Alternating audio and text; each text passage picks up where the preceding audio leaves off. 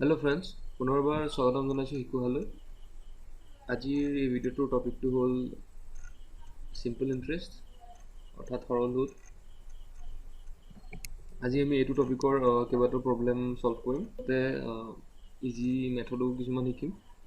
তো অলপ ষ্টাৰ্ট কৰোঁ। চিম্পল ইণ্টাৰেষ্ট বুলি ক'লে আমি সৰুৰ পৰা এটা ফৰ্মুলা শিকিছোঁ। Simple interest equal to PR/T/100,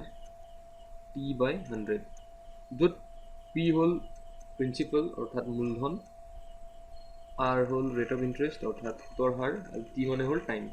ঠিক আছে, এইটো হ'ল আমাৰ ফৰ্মুলা। কিন্তু আমি এই ফৰ্মুলাটো মনত নৰখাকৈ আমি প্ৰব্লেমবোৰ ছল্ভ কৰিম এটা বেলেগ এটা উপায়েৰে। তো চিধা আমি কুৱেশ্যনলৈ যাওঁ। আমাৰ ফাৰ্ষ্ট কুৱেশ্যনটো হ'ল এইটো, স্ক্ৰীণত দেখি আছে আপোনালোকে। বছৰি 7% সুতৰ হাৰত 7,000 টকাৰ 3 বছৰৰ সুদ কিমান? ঠিক আছে, তো আমাৰ ফৰ্মুলাটো আছিলে simple interest equal to PR/T/100। ঠিক আছে, আমাৰ এইটো ফৰ্মুলাটোৰ পৰা চিধা চিধিকৈ এইটো ওলাই আছে এনচাৰটো। উলিয়াব দিছে আমাৰ সুদ অৰ্থাৎ সৰল সুদটো উলিয়াব দিছে simple interest.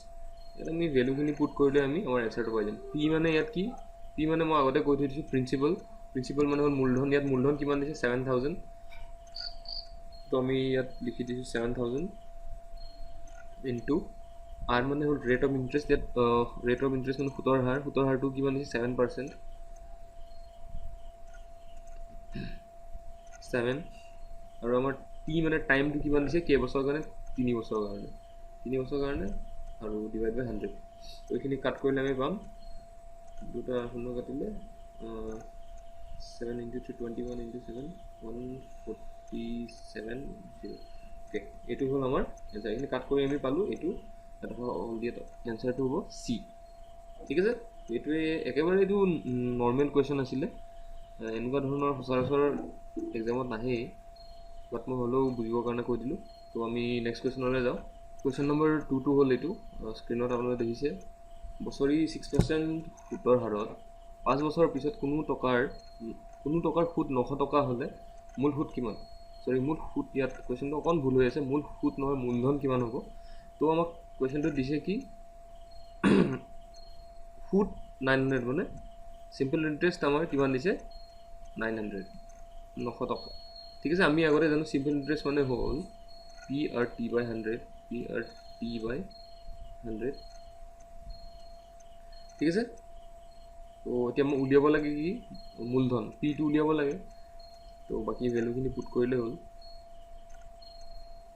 900 equals to P. Rate of interest হ'ল 6, এটা মই দিয়া আছে কুৱেশ্যনত 6%, এণ্ড টাইম দিছে 5 years কাৰণে, গতিকে 5 ডিভাইড বাই 100। তো এইখিনি আমি চিম্প্লিফাই কৰিলে পাম, আপোনাৰ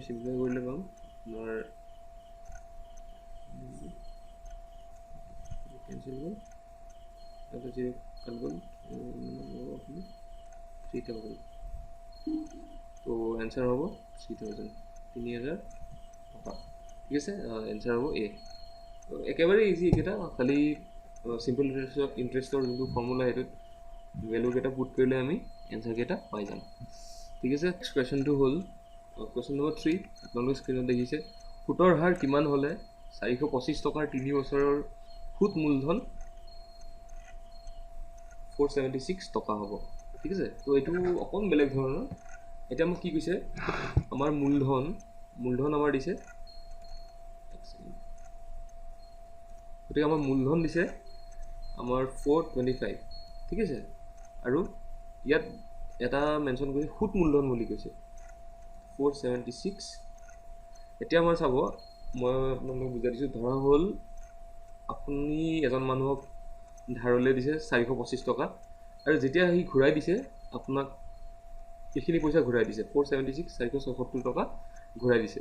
তো এতিয়া আমাক উলিয়াব লাগে কি? সুতৰ হাৰ। এতিয়া আমাৰ প্ৰথমতে আমি ফৰ্মুলাত কি আছিলে? আমাৰ চিম্পল ইণ্টাৰেষ্টে আছিলে, ইকুৱেল টু PR/T/100।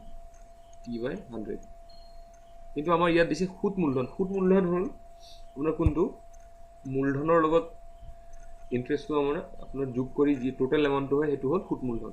গতিকে আমি সুত মূলধনটো দিয়া আছে, আমি সুতটো কেনেকৈ উলিয়াম? এইটো সুত মূলধনৰ পৰা যদি আমি মূলধনটো মাইনাছ কৰি দিওঁ, আমি পাই যাম আপোনাৰ সৰল সুতটো পাই যাম। ঠিক আছে, আকৌ এবাৰ কৈছোঁ, মূলধনৰ সৈতে সুত প্লাছ কৰিলে আমি কি পাওঁ? সুত মূলধন পাওঁ। সুত আৰু মূলধন তাতে সোমাই আছে, সুত প্লাছ মূলধন। তো আমাক লাগে কি? সৰল সুত। সৰল সুতটো আমি জানিব লাগিব, তেতিয়া আমি ফৰ্মুলাটোত পুট কৰিব পাৰিম ভেলুখিনি। তো এইখিনি সুত মূলধনৰ পৰা সুতখিনি আমি আঁতৰাই দিলে আমি কি পাম? মূলধনখিনি আঁতৰাই দিলে পাম আমি সৰল সুত। গতিকে এইখিনি পাম আমি 1,551। গতিকে এই 51টো কি? আমাৰ সৰল সুত, SI। ঠিক আছে, তো আমি ভেলুখিনি এতিয়া পুট কৰিম। SI পালোঁ কিমান? 51। পি কিমান? পি মানে মূলধন। মূলধনটো আপোনাৰ ইয়াত দিয়া আছে 425, 425 টকা। ৰেট অফ ইণ্টাৰেষ্টটো উলিয়াব লাগে R, আৰু টাইম দি আছে আমাৰ 3 বছৰ ডিভাইড বাই 100। ঠিক আছে, এইটো কাট কৰি দিওঁ। এইটো 3ৰে 17 টাইমছ যাব, আমি ইয়াত কাট কৰি দিওঁ। 7 into 100 divided by 425। ঠিক আছে, তো এইখিনি আমি কেলকুলেশ্যন কৰিম এতিয়া। 4 times এনচাৰ হ'ল 4%। এনচাৰটো হ'ল বি, অৰ্থাৎ 4%। ঠিক আছে, একেবাৰে চিম্পল আছিলে। তো আমি নেক্সট কুৱেশ্যনলৈ যাওঁ। এইটো আছে আমাৰ কুৱেশ্যন নম্বৰ 4। এইটো সলভ কৰি দেখুৱাইছোঁ। ইয়াত কি দিছে? বছৰি 5% সুতৰ হাৰত 400 টকাৰ 6 মাস্ত 4 ভাগৰ 1 বছৰৰ পিছত সুত মূলধন কিমান? ইয়াত কিমান কৈছে? সুত মূলধন, অৰ্থাৎ মই আগৰ কুৱেশ্যনটো দিছে একেই। সুত মূলধন হ'ল আপোনাৰ প্ৰিন্সিপাল প্লাছ চিম্পল ইণ্টাৰেষ্ট। সুত আৰু মূলধনটো যোগ হৈ থাকিলে এইটো সুত মূলধন বুলি কোৱা হয়। গতিকে আমাৰ ফৰ্মুলা সদায় কি আছে? সুত মূলধনৰ তেনেকুৱা ফৰ্মুলা নাই, অকল ফৰ্মুলা পালোঁ আমি চিম্পল ইণ্টাৰেষ্টৰ ফৰ্মুলা আছে। তো SI ইকুৱেল টু কিমান আছিলে? P/100। এইটো ফৰ্মুলা, আমি এইটো ফৰ্মুলা পুট কৰি আমি এনচাৰখিনি ল'ব পাৰিম। ঠিক আছে, তো চিম্পল ইণ্টাৰেষ্টটো উলিয়াওঁ। তাৰপিছত যদি আমি চিম্পল ইণ্টাৰেষ্টটো উলিয়াই দিওঁ, তাৰপিছত আমি এইটোক প্লাছ কৰি দিওঁ যদি প্ৰিন্সিপালৰ লগত, তেতিয়া আমি কি পাই যাম? সুত মূলধন আমাক যি উলিয়াব দিছে সেইখিনি পাই যাম। ঠিক আছে, তো উলিয়াই দিওঁ চিম্পল ইণ্টাৰেষ্টটো। প্ৰিন্সিপাল আছে আপোনাৰ 400, ৰেট অফ ইণ্টাৰেষ্ট 5, আৰু টাইম দিছে 6 সমস্ত 4 ভাগৰ 1 ডিভাইড বাই 100। তো এইখিনি সলভ কৰিলে আমি পাই যাম, এইটো কাট, দুটা 0 কাট গ'ল, 4 into 5, এইটো 25, 4 কেঞ্চেল গ'ল, 4 কেঞ্চেল, 25 into 5 125। ঠিক আছে, 125 আমাৰ হ'ল চিম্পল ইণ্টাৰেষ্ট, কিন্তু আমাক উলিয়াব কি দিছে? সুত মূলধন। গতিকে আমি কি এই চিম্পল ইণ্টাৰেষ্টটো মই ইয়াতে লিখি থৈ দিছোঁ। সুত মূলধন হ'ল প্ৰিন্সিপাল প্লাছ চিম্পল ইণ্টাৰেষ্ট। ঠিক আছে, তো প্ৰিন্সিপাল কিমান আছিলে আমাৰ? 425। চিম্পল ইণ্টাৰেষ্ট কিমান পালোঁ আমি? এইটো এতিয়া উলিয়াইছোঁ 125। গতিকে এইখিনি আমি যদি প্লাছ কৰোঁ 550, 550 টকা। ঠিক আছে, এনচাৰ হ'ল আপোনাৰ ডি। তো এইটো আছিলে একেবাৰে সহজ। তো আমি নেক্সট কুৱেশ্যনলৈ যাওঁ। এতিয়া আমাৰ নেক্সট কুৱেশ্যন নম্বৰ 5 আপোনালোকে স্ক্ৰীনত দেখি আছে, এইটো সলভ কৰি দেখুৱাইছোঁ। কি হৈছে? বছৰি X% সুতৰ হাৰত কোনো টকাৰ X বছৰ পিছত সুত X টকা হ'লে মূলধন কিমান? ঠিক আছে, অ'কে। কি কৈছে? সৰল সুত। আমি ফৰ্মুলাটো ঠিক আগৰ ফৰ্মুলাটো, simple interest equals to P/100। ঠিক আছে, চিম্পল ইণ্টাৰেষ্ট কিমান দিছে? X, P2 মূলধন উলিয়াব দিছে, R দিছে X%, মাল্টিপ্লাই এক্সটো কম আৰু সময় কিমান দিছে সময় দিছে এক্স এইটো এক্স বছৰ পিছত বুলি কৈছে গতিকে এক্স ঠিক আছে তো 100টো থাকিল এক্স আৰু এক্স মই এইপিনে কাট কৰিব পাৰোঁ ঠিক আছে তো পিটো যদি আমি লেফ্ট হেণ্ড চাইড লৈ আহোঁ কি থাকিব 100/x ঠিক আছে এইটো হ'ল আনসাৰ 100/x টকা এইটো এনসাৰ হ'ব চি একেবাৰে ইজি নেক্সট কুৱেশ্যনটো কুৱেশ্যন নম্বৰ 6 আৰু এইটোৱে হ'ব আজিৰ ভিডিঅ'টোৰ লাষ্ট কুৱেশ্যন তো বলক কেনেকৈ কৰিব লাগে আমি চাওঁ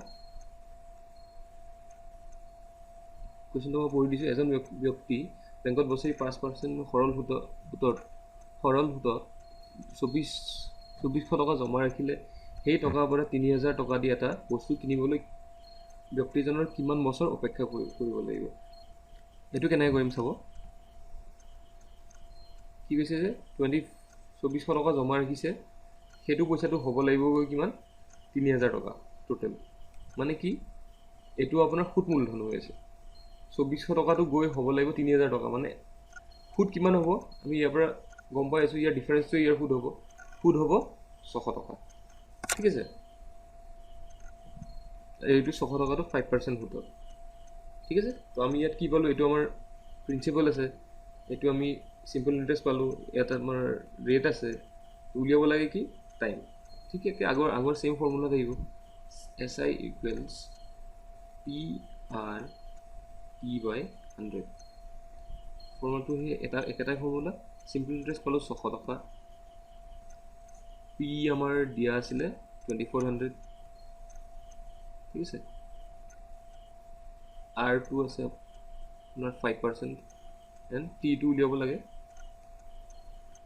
divided by 100 তো ইয়াত যি আমাৰ কাট যাব আমি কৰিলো এটো দুটা জিৰো কাটা গ'ল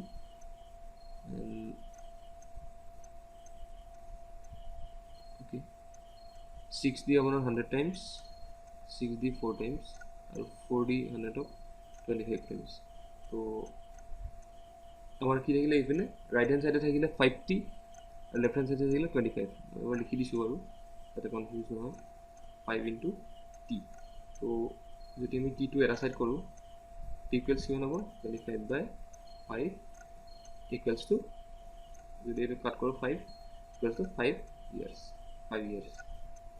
তো এটো হল आंसर খুবই সহজ জাস্ট আমি ভ্যালু কেটা ফাইন্ড আউট কৰিলে হল দেন পুট কৰি দিলে আমাৰ ৰিজাল্ট আহি যাব তো আজিলৈ এইখিনি আছিল যদি আপোনালোকে ভিডিওটো ভাল পাইছে তেন্তে ভিডিওটো শেয়াৰ কৰিব লাইক কৰিব আৰু কমেন্ট কৰিব নাপাহৰিব আপোনালোকৰ যি কোনো ডাউট থাকিলে কমেন্ট কৰি মোক জনাব পাৰে ঠিক আছে তো আজিলৈ এইখিনি আছিল ধন্যবাদ